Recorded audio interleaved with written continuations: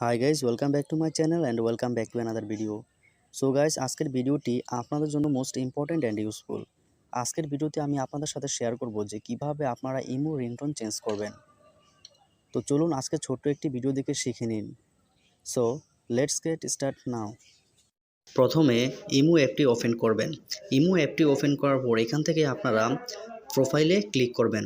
প্রোফাইলে ক্লিক করার পর তারপরে এখান থেকে আপনারা সেটিংসে ক্লিক করবেন। সেটিংসে ক্লিক করার পর এখান থেকে আপনারা নোটিফিকেশনে ক্লিক করবেন।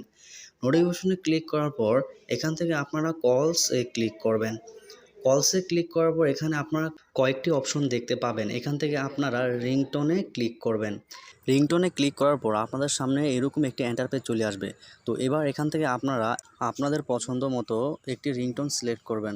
আপনি যদি কোনো রিংটোন ডাউনলোড করে রাখেন তাহলে এখান থেকে অ্যাড রিংটোনে যাবেন। অ্যাড রিংটোনে যাওয়ার পরে ফাইলে ক্লিক করবেন। ফাইলে ক্লিক করার পর এখান থেকে আপনি মিউজিকে ক্লিক করবেন। মিউজিকে ক্লিক করার পর এখান থেকে আপনি যে রিংটোনটি আপনার পছন্দের ওই রিংটোনটি সিলেক্ট করবেন। ওই রিংটোনটি সিলেক্ট করার পর ওকেতে ক্লিক করবেন। ওকেতে ক্লিক করার পর আপনার রিংটোনটি সেভ হয়ে যাবে। এইভাবে খুব সহজ পদ্ধতিতে আপনি ইমো রিংটোন চেঞ্জ করতে পারবেন।